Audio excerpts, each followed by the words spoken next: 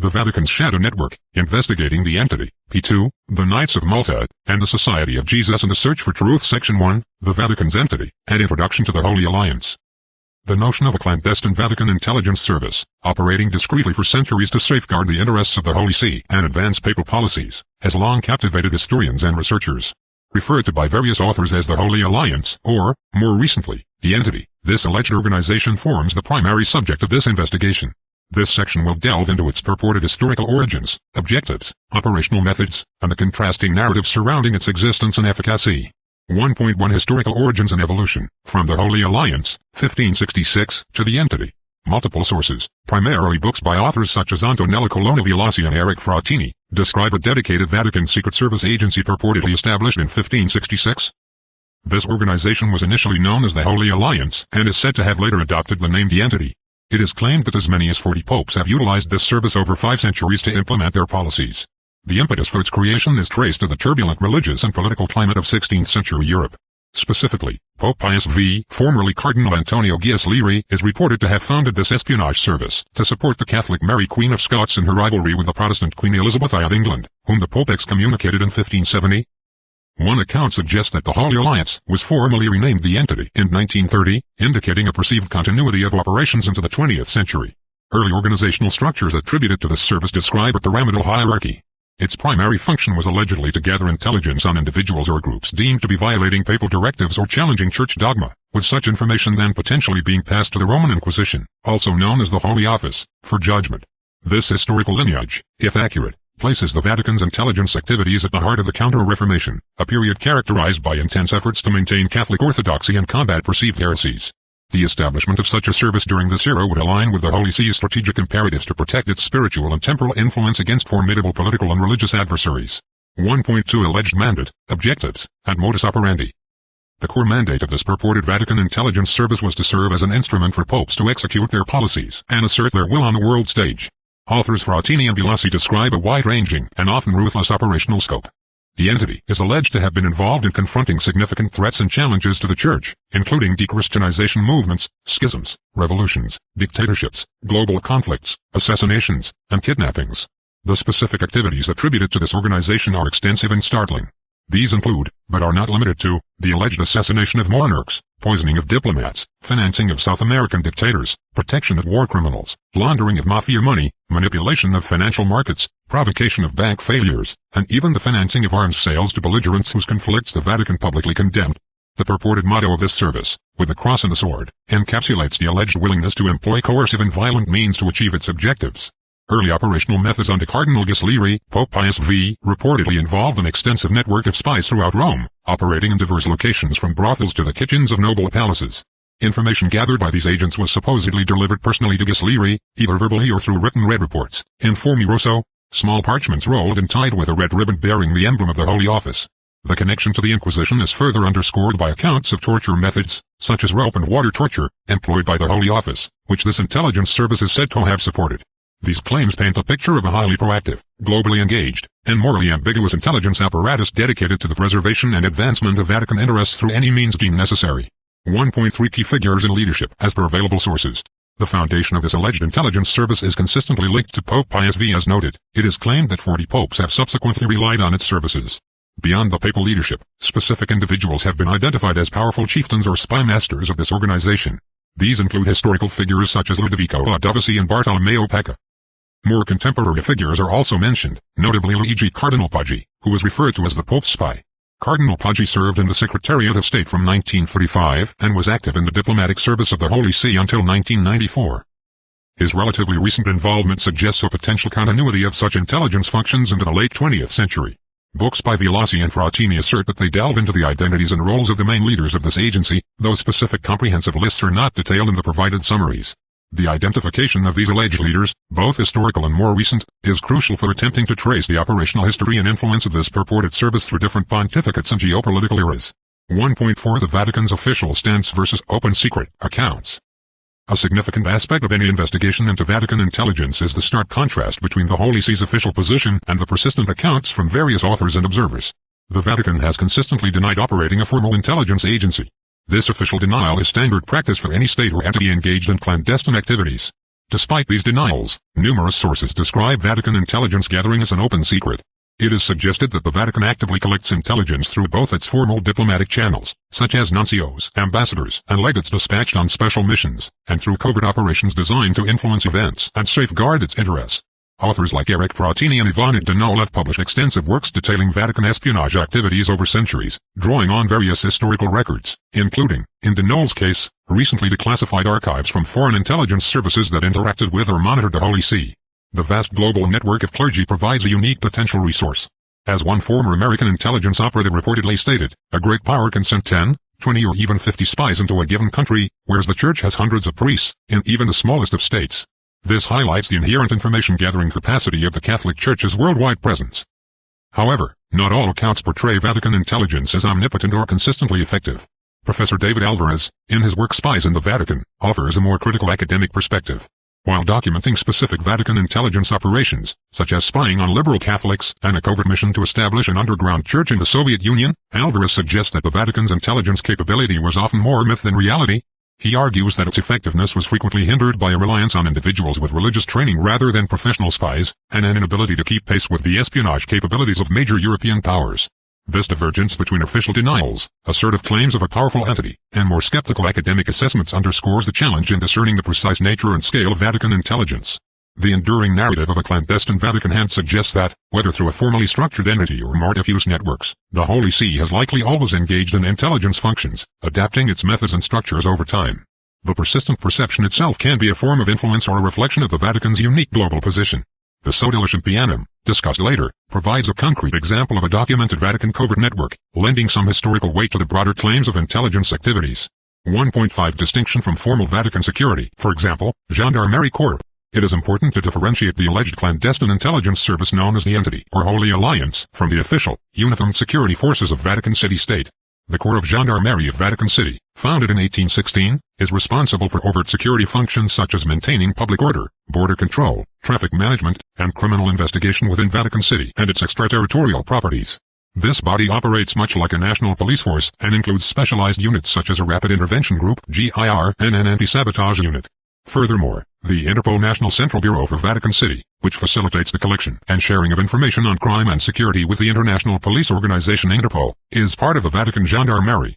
These functions, while involving information and security, are distinct from the covert intelligence gathering, counter-espionage, and influence operations attributed to the entity.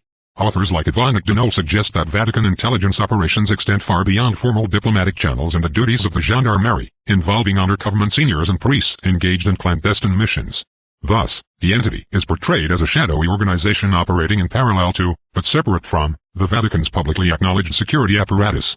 1.6 The Sodalition Pianum, a counter-espionage dimension. Evidence of a more formalized, albeit secret, Vatican intelligence network can be found in the history of the Sodalition Pianum, also known by its French codename La Salpinière. According to Eric Frattini, the Vatican eventually established a dedicated counterintelligence component, the Sodalition Pianum, which he likens to agencies such as the American FBI or the British MI5. Historical accounts confirm that the Sodalition Pianum was a secret anti-modernist network initiated by Monsignor Umberto Benigni during the pontificate of Pope Pius X, operating actively between 1909 and its suppression by Pope Benedict XV in 1921. Its primary objective was to combat the perceived threat of social modernism within the Church by identifying and denouncing clergy, academics, and writers suspected of holding liberal or modernist views. Crucially, some sources suggest that the Sodalition Pianum was attached to the older Santa Alianza, Holy Alliance, and was specifically designed for counter-espionage purposes.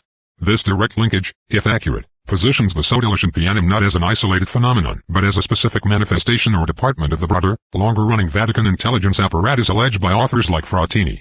The French historian Émile Paulet extensively researched the Sodalition Pianum, basing his work on its archives which were discovered after being seized by German invaders in Belgium in 1915. The Sodalition Pianum thus represents a documented instance of a Vatican internal surveillance and counter-influence network. Its activities, focused on ideological purity and combating internal dissent, provide a concrete historical example of the Holy See engaging in covert operations to protect its perceived interests. This historical precedent lends a degree of plausibility to the claims of a more enduring and multifaceted Vatican intelligence capability.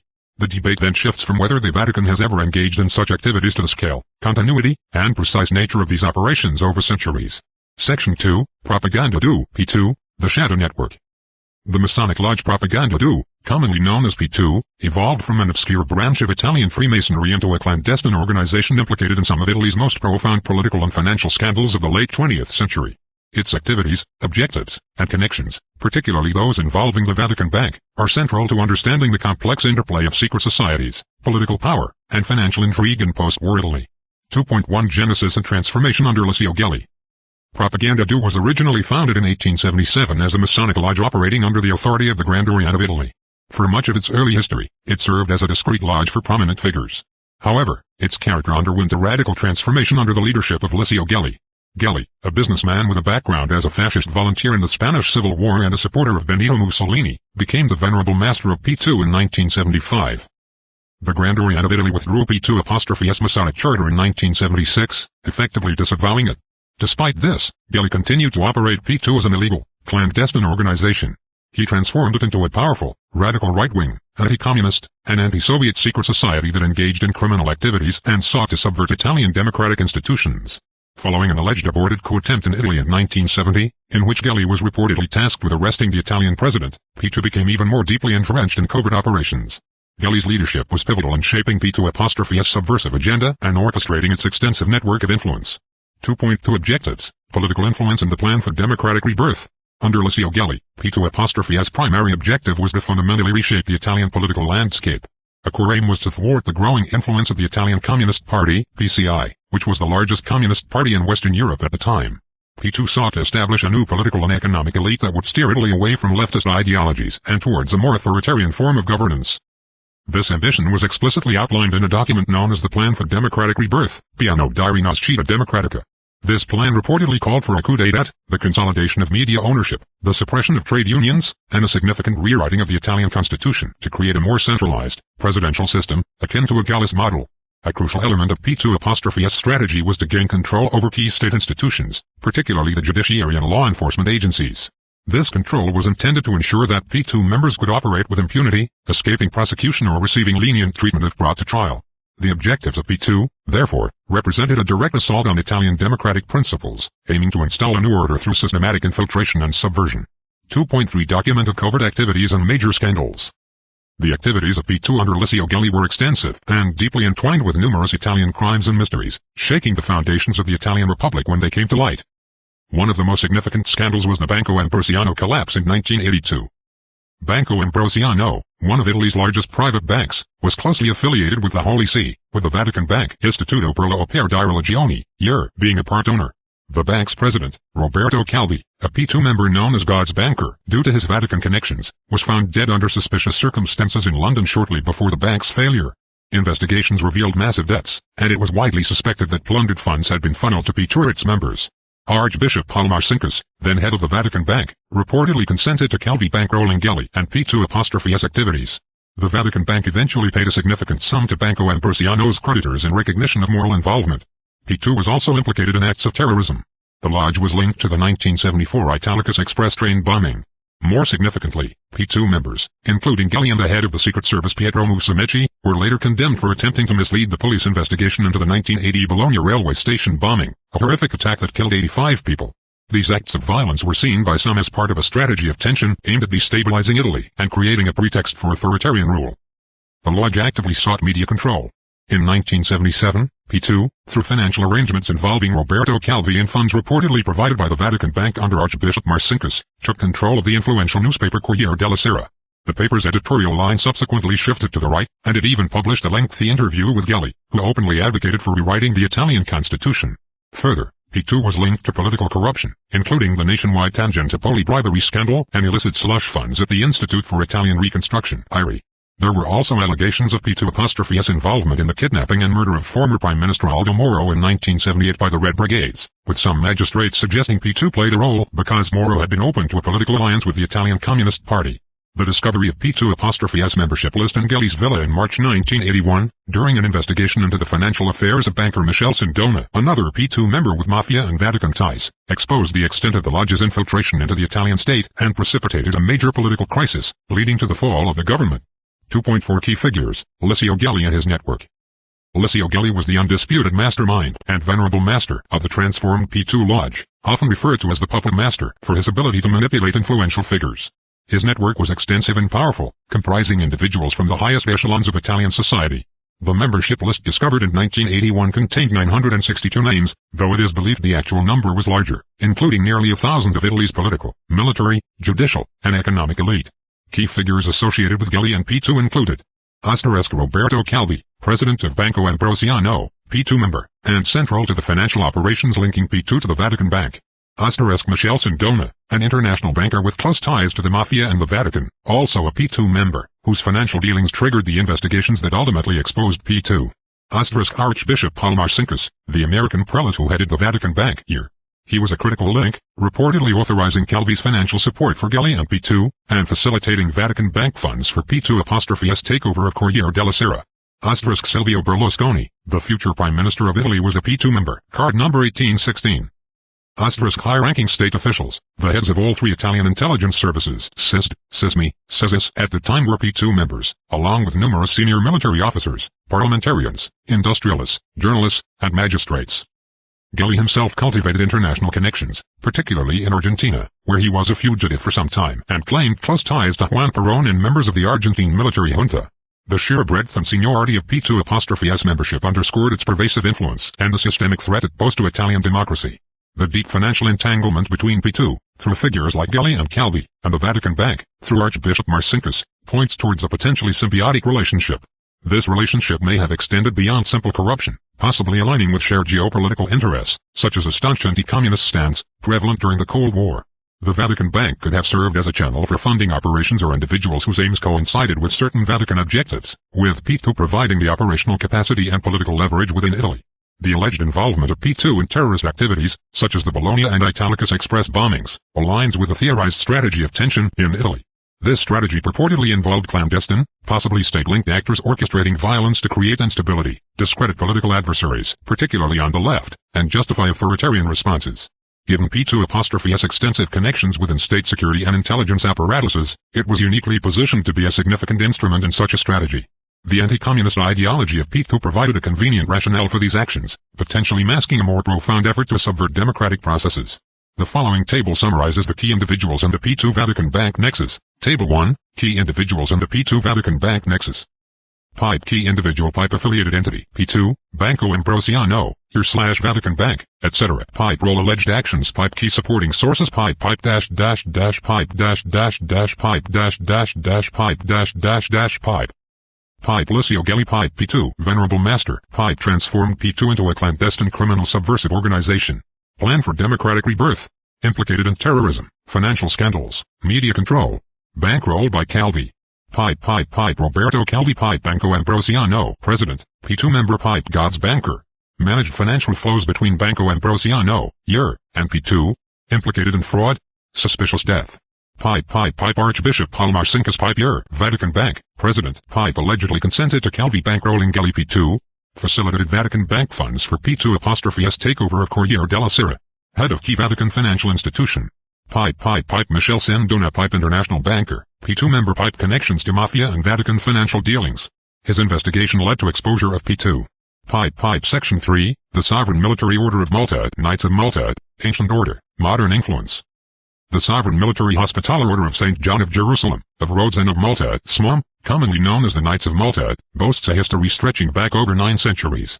Its evolution from a medieval religious and military order to a modern sovereign entity with a primarily humanitarian mission is unique. This section examines its historical trajectory, current roles, relationship with the Holy See, and allegations of more clandestine influence. 3.1 Historical trajectory, from Hospitallers to a sovereign entity. The origins of the Order of Malta can be traced to a hospital founded in Jerusalem around 1099 by Blessed Gerard to care for Christian pilgrims. Initially known as the Knights Hospitaller, the order soon evolved into a significant military organization, tasked with defending pilgrims and Christian territories in the Holy Land during the Crusades. Following the loss of Christian strongholds in the Holy Land, the Knights established sovereign territories, first on the island of Rhodes 1309 to 1522 and subsequently on Malta 1530 to 1798. The defense of Malta during the Great Siege of 1565 against the Ottoman Empire became a legendary episode in European history, significantly enhancing the order's prestige. However, the order lost its territorial sovereignty over Malta in 1798 when Napoleon Bonaparte seized the island. Despite the loss of its territory, the Order of Malta eventually re-established its headquarters in Rome and has maintained its claim to sovereignty. It is recognized as a sovereign entity under international law by numerous states and the Catholic Church itself. The order issues its own passports, mints coins, issues postage stamps, and maintains diplomatic relations with over 100 countries and the European Union, holding permanent observer status at the United Nations. This unique status as a sovereign entity without a state territory is central to understanding its modern role and potential influence. 3.2 Mission, Humanitarian, Diplomatic, and Religious Roles. In the contemporary era, the Order of Malta's primary and most visible mission is humanitarian. It is extensively involved in providing medical care, social services, and disaster relief worldwide, operating hospitals, clinics, and ambulance corps. This humanitarian work is carried out in over 120 countries.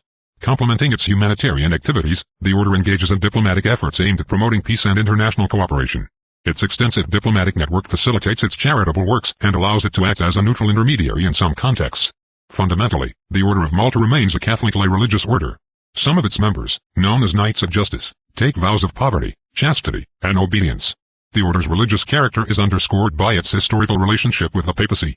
A papal bull issued by Pope Paschal II in 1113 placed the order under the aegis of the Holy See and granted it the right to freely elect its superiors. This combination of humanitarian, diplomatic, and religious roles defines its public identity. 3.3 Political alliances, influence, and relationship with the Holy See. Historically, the Order of Malta wielded considerable political influence. The successful defense of Malta in 1565 significantly elevated its standing among European monarchies, leading to strengthened alliances with powers such as Spain, the Papal States, and other Italian principalities. The order became an active participant in European politics, contributing to coalitions against the Ottoman Empire and influencing trade routes and regional developments in the Mediterranean. The relationship with the Holy See is intrinsic to the order's identity and governance.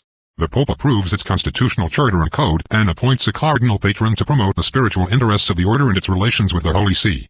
However, this relationship has also seen periods of direct papal intervention. Recent constitutional reforms within the order involved significant involvement from Pope Francis, including the appointment of special delegates and decisions regarding its leadership, highlighting a degree of Holy See influence over its internal affairs. Academic research, such as the thesis by Adrian Scarry on the diplomacy of the Order of St. John, details the complex interactions with the Holy See, particularly the efforts of the order's ambassadors in Rome to protect its privileges, financial interests, and operational independence, often through cultivating political influence and patronage within the Roman Curia.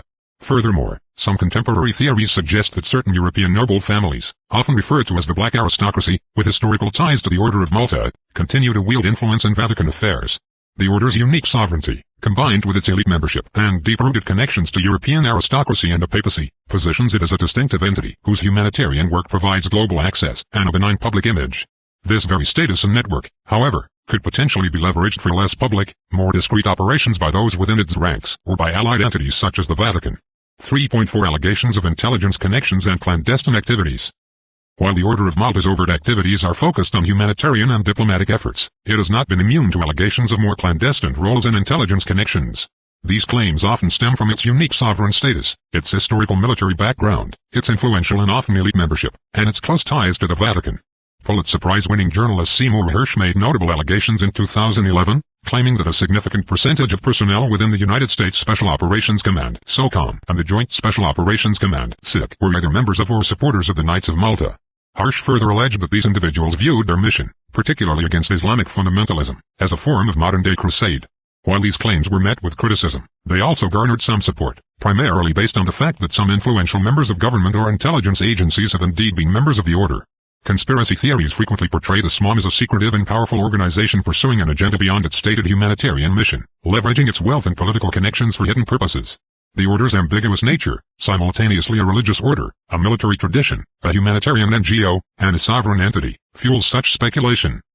Direct, verifiable evidence from the provided materials linking the SMOM as an operational intelligence arm of the Vatican or the entity is sparse. However, the combination of its unique international legal status, its historical precedent of military engagement and defense of Christendom, and the presence of high-profile individuals from political and military spheres within its ranks makes it a recurring subject of interest in discussions about covert influence and international power dynamics. If some members, as Hersh alleged, carry a crusader mentality into modern geopolitical conflicts, this could represent an ideological undercurrent that might align with or be exploited by entities pursuing similar objectives, potentially including certain Vatican foreign policy aims or the historical goals attributed to the entity. Section 4, The Society of Jesus, Jesuits, Intellectual Power and Political Engagement. The Society of Jesus, commonly known as the Jesuits, is a Roman Catholic order of priests and brothers founded by Saint Ignatius of Loyola. Renowned for its contributions to education, intellectual pursuits, and missionary work, the order has also been a significant, and at times controversial, player in global political and ecclesiastical affairs for nearly 5 centuries. 4.1 Founding, Principles, and Global Reach. Saint Ignatius of Loyola, a Basque nobleman and former military officer, founded the Society of Jesus in 1534, and it received papal approval in 1540. The founding principles of the order are deeply rooted in Ignatian spirituality, emphasizing a commitment to seek God and find God's will in all things, ad majorem Dei gloriam, for the greater glory of God. Key tenets include intellectual rigor, a profound dedication to education, a commitment to social justice, and a distinctive fourth vow taken by some professed members, signifying special obedience to the Pope regarding missions and availability to be sent wherever the needs of the Church are most pressing. This missionary zeal and adaptability have enabled the Jesuits to establish a vast global network. They founded and continue to operate numerous schools, universities, and seminaries across the world, developing innovative curricula that often incorporated rhetoric, classics, arts, and sciences. Jesuit explorers and scientists made significant contributions, such as mapping the Amazon River, discovering the source of the Blue Nile, and advancing the field of astronomy, with numerous asteroids and lunar craters named in honor of Jesuit astronomers. This global presence and intellectual capacity have historically positioned the Jesuits as influential figures in diverse cultures and societies. 4.2 Historical and contemporary political influence and advisory roles.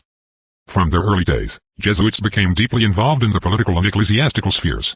They served as confessors, spiritual directors, and counselors to royal courts, emperors, and heads of state throughout Catholic Europe and beyond. Their intellectual prowess and diplomatic skills made them valuable advisors. Jesuit political thought, as explored in academic works, addressed fundamental questions of governance, including the nature of ruler authority, the scope of positive law, the limits of obedience, and the legitimacy of resistance to tyranny. Notably, Jesuit theologians often argued against the divine right of kings, positing that princely authority ultimately derived from the people or the commonwealth, albeit under God. This significant influence, however, also made the Jesuits targets of suspicion and opposition. Their close association with the papacy and their perceived international allegiance often clashed with the burgeoning nationalism of European states. Monarchs and political factions who feared the order's power and perceived interference in state affairs orchestrated campaigns against them. This led to the expulsion of Jesuits from various territories, including Portugal, France, Spain, and parts of Italy and Central Europe, culminating in the suppression of the entire Society of Jesus by Pope Clement XIV in 1773, under immense political pressure. The order was officially restored in 1814. In contemporary times, Jesuits are often associated with more progressive stances within the Catholic Church, particularly following the Second Vatican Council. Many Jesuits embraced liberation theology in Latin America, emphasizing concern for the poor and oppressed, and advocating for social and political justice. The election of Jorge Bergoglio as Pope Francis in 2013, the first Jesuit pope, is widely seen as a testament to the order's enduring influence and its evolving role within the modern Church. Despite their contributions, the historical reputation for political maneuvering persists, with figures like founding Father John Adams expressing fears of Jesuit interference in American politics. Members of the order continue to serve as close advisors within the Vatican. 4.3 Controversies, Suppression, and Enduring Impact. The history of the Society of Jesus is punctuated by significant controversies that reflect the challenges of their engagement with diverse cultures and political systems. The Chinese Rites controversy in the 17th and 18th centuries, where Jesuit missionaries adapted Catholic rituals to incorporate elements of Confucian ancestor veneration to facilitate conversions, was bitterly opposed by other missionary orders like the Franciscans and Dominicans, and eventually banned by Pope Clement XI. This episode highlighted the tensions between cultural accommodation and doctrinal uniformity. As mentioned, the most dramatic controversy was their suppression between 1773 and 1814, driven by accusations of political intrigue, financial misdeeds, and challenges to state and ecclesiastical authority. More recently, like other religious orders and dioceses, the Society of Jesus has had to confront its historical involvement with slavery, particularly in the United States. In 2021, the order pledged $100 million for descendants of people enslaved by Georgetown University, a Jesuit institution, and for racial justice initiatives. Despite these challenges and controversies, the enduring impact of the Jesuits, particularly in the field of education and intellectual life, is undeniable. Their global network of educational institutions continues to shape minds and leaders, and their commitment to social justice remains a significant force within the Catholic Church and broader society. 4.4 Allegations of intelligence involvement or clandestine operations. Direct, credible evidence from the provided academic sources definitively linking the Society of Jesus as a formal intelligence arm of a Vatican entity is limited. However, their history, training, and operational methods have led to speculation and, at times, direct accusations of involvement in clandestine activities, either as practitioners or targets. Historically, during the Elizabethan era in England, Jesuit priests operating covertly to sustain Catholicism were considered major threats to the Protestant state. English intelligence services, under figures like Sir Francis Walsingham, actively worked to infiltrate Jesuit priest training colleges on the continent, and many Jesuits captured in England were executed as traitors or spies. This demonstrates that Jesuits were, at a minimum, deeply involved in operating within hostile intelligence environments and were perceived as conducting activities detrimental to state security. The Jesuit way of proceeding, as described in their educational and spiritual literature, emphasizes a process of attentiveness to experience, information gathering, reflection on its meaning, analysis, and deciding how to act, action operation. While intended for spiritual discernment and ministry, this intellectual framework shares fundamental characteristics with the intelligence cycle. This inherent analytical rigor, combined with their global deployment and linguistic skills, could make Jesuits effective information gatherers and analysts, whether formally tasked or not. More speculative accounts, such as a forum post found in the research, suggest that a new Society of Jesus acts as the Vatican's equivalent of the FBI or Secret Service, tasked with guarding church institutions against internal and external threats. Highly conspiratorial works, like Vatican Assassins, explicitly link the Jesuits to global conspiracies and political assassinations. While such sources lack academic credibility, they reflect a persistent perception in some quarters of the Jesuits as powerful, secretive manipulators. The combination of their intellectual capabilities, global network, historical political engagement, and the very nature of their adaptive way of proceeding makes the Jesuits a complex case. They have been both sought-after advisors and feared as conspirators. This duality suggests that their skills and organization, while invaluable to allies like the papacy, were also seen as a potent threat by rivals. Consequently, any Vatican intelligence structure would likely view the Jesuits as either powerful assets to be leveraged, an independent force whose activities required monitoring, or even a potential internal challenge depending on their alignment with papal directives at any given time.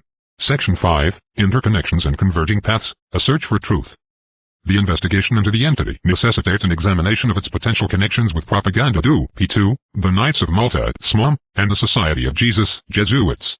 While direct, unambiguous evidence of a unified command structure under the entity controlling these diverse organizations is largely absent from the available academic material, exploring documented interactions, shared ideologies, overlapping spheres of influence, and the broader geopolitical context can illuminate potential convergences and interrelations. 5.1 The entity and P2, the Vatican Bank nexus and shared ideologies. The most extensively documented and arguably most significant link between a Vatican-related institution and one of the named organizations is the connection between the Propaganda du P2 Masonic Lodge and the Vatican Bank Istituto per la Opera di Religione, year. This nexus came to international prominence during the Banco Ambrosiano scandal in the early 1980s. Key figures in this relationship were Alessio Gelli, the Venerable Master of P2, Roberto Calvi, president of Banco Ambrosiano, in which the heir was a major shareholder and a P2 member, and Archbishop Paul Marcinkus, the American prelate who headed the year. Reports indicate that Archbishop Marcinkus consented to Calvi using Banco Ambrosiano to bankroll Gelli and P2'S activities. Furthermore, funds from the Vatican Bank were allegedly used in P2'S takeover of the influential Italian newspaper Corriere della Sera, subsequently altering its editorial stance to align with P2'S right-wing, anti-communist agenda. This established financial and operational channel between a key Vatican financial institution and a clandestine, subversive political organization raises critical questions. P2'S staunch anti-communism was a defining feature of its ideology, an objective that often aligned with the Vatican's geopolitical stance, particularly during the Cold War under Pope John Paul II. Authors like Eric Frattini allege that the entity was involved in activities such as laundering of mafia money and manipulation of financial markets, activities with which P2 was also associated, partly through figures like banker Michel Sindona, who had ties to both P2 and the mafia. The critical consideration here is whether the P2 link was merely an instance of corruption exploited by Gelli and Calvi, or if it represented a more deliberate, albeit covert, alignment of Vatican policy with P2'S objectives. If the entity existed as the Vatican's overarching intelligence and policy enforcement arm, it is plausible that it would have been aware of, if not directing or at least leveraging, this connection for its own purposes. The ER, in this context, emerges as a concrete point of intersection where Vatican financial power met external clandestine political operations. The P2 scandal brought this nexus into the public domain, suggesting that any comprehensive investigation into Vatican covert influence must scrutinize the historical operations and oversight of its financial institutions.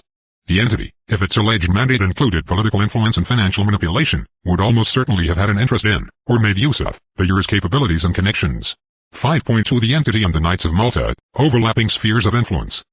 Direct operational links between a Vatican intelligence agency termed the entity and the Sovereign Military Order of Malta (SMOM) are not explicitly detailed in the provided research materials.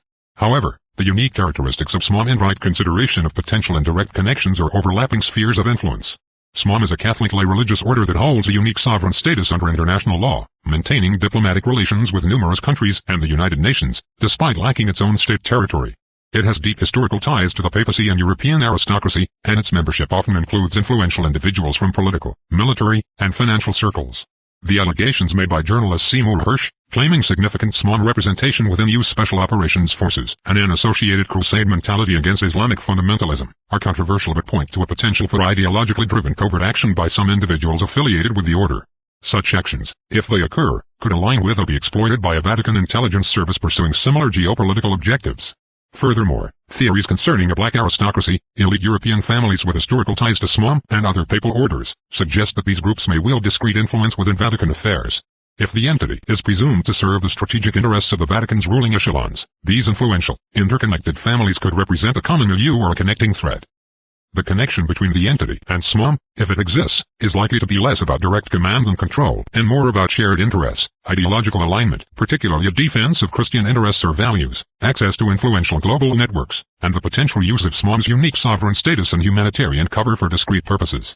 The entity might view influential SMOM members as potential assets, sources of information, or facilitators for operations requiring a degree of diplomatic immunity or plausible deniability. The search for truth in this area involves assessing whether SMOM's distinct status and elite membership have been, or could be, co-opted for intelligence purposes by the Vatican, or if shared Catholic identity and established networks create an environment conducive to informal cooperation on matters of mutual concern. 5.3 The entity and the Society of Jesus, assets, targets, or independent actors?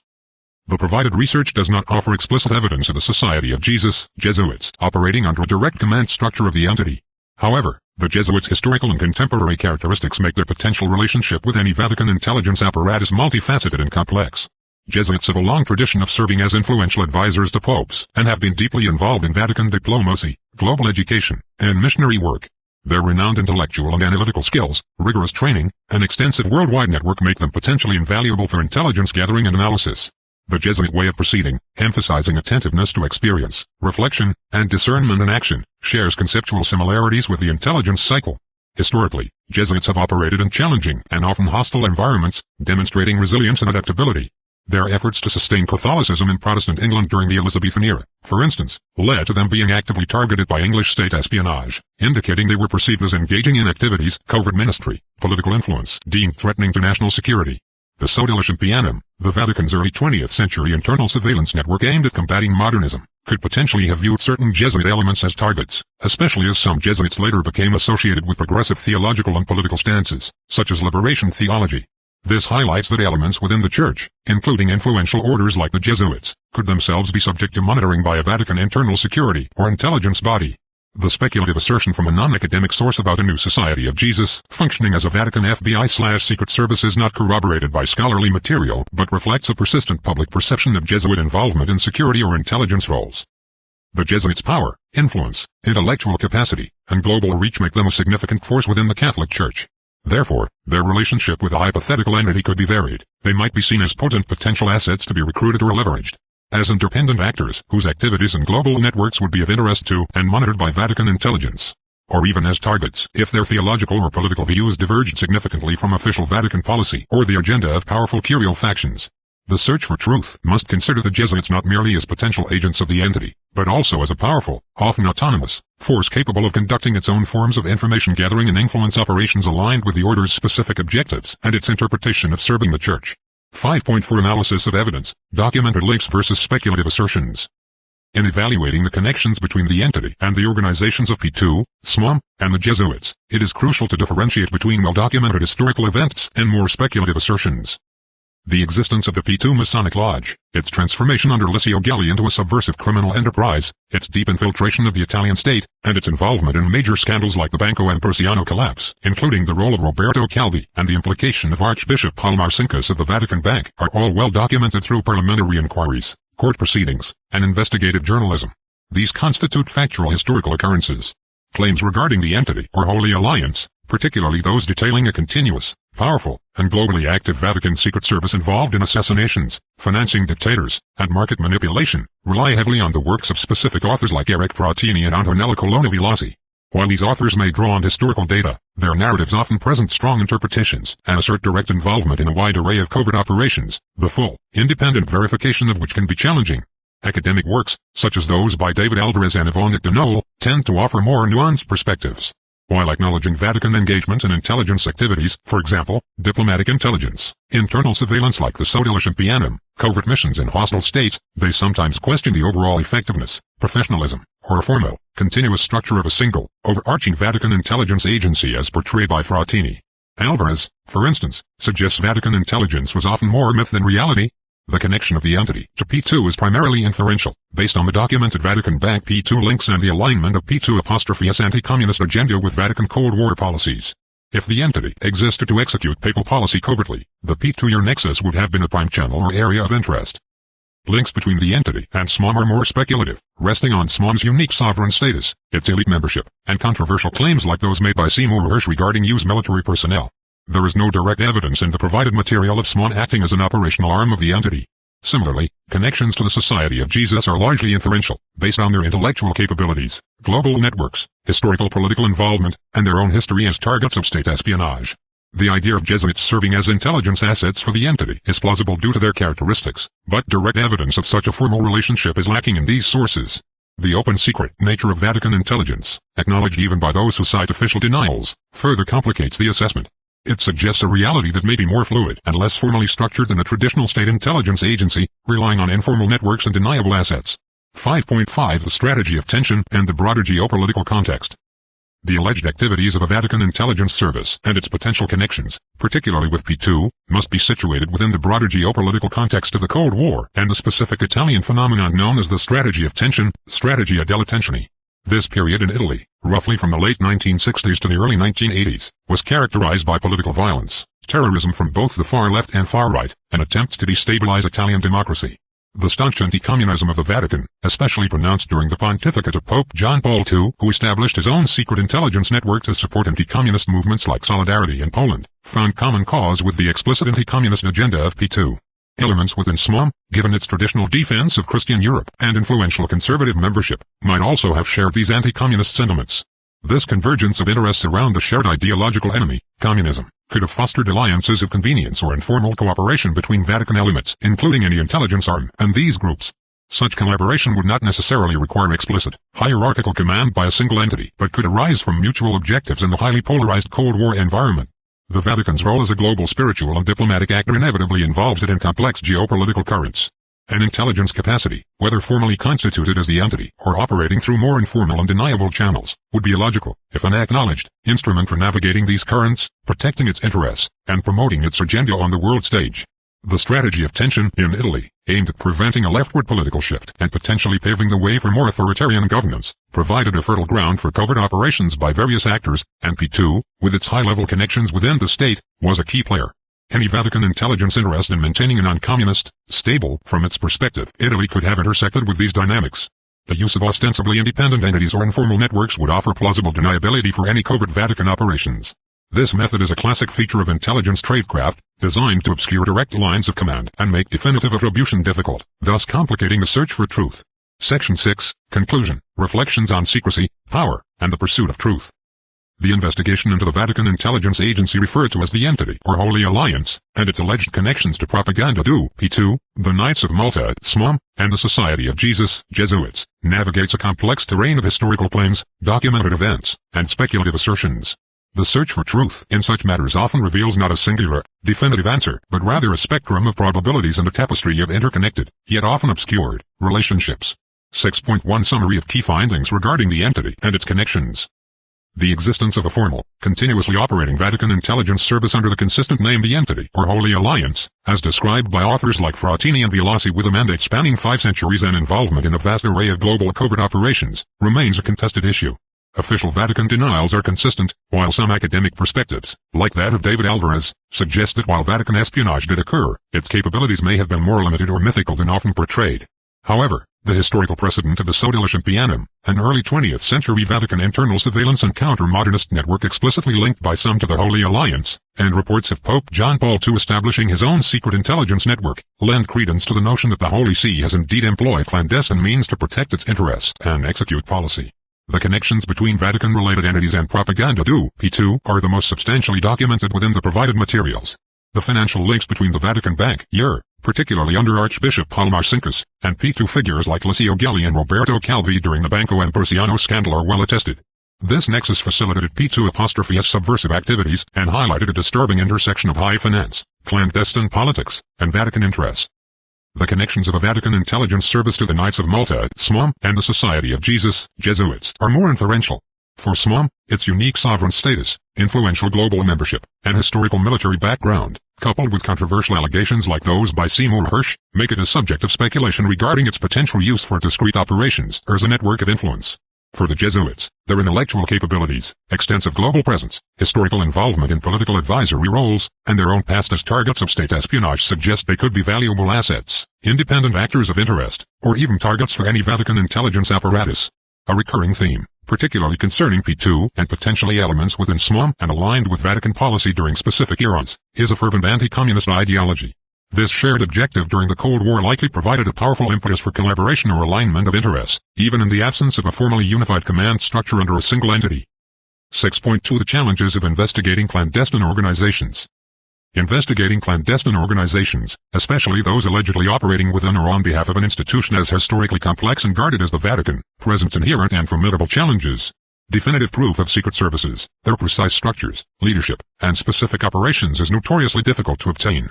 Such organizations are designed for secrecy, operate in the shadows, and often employ methods of plausible deniability. Much of the information available relies on investigative journalism, memoirs of former operatives which are rare in this context, leaked documents which require careful vetting, and academic interpretations of historical events and patterns.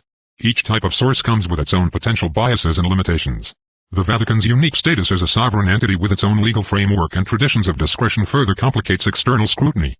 The use of informal networks, cutouts, and ostensibly independent actors, such as P2 appearing to operate through the or leveraging the individual connections of SMOM members or Jesuits, is a classic intelligence tactic designed to obscure direct lines of command and control.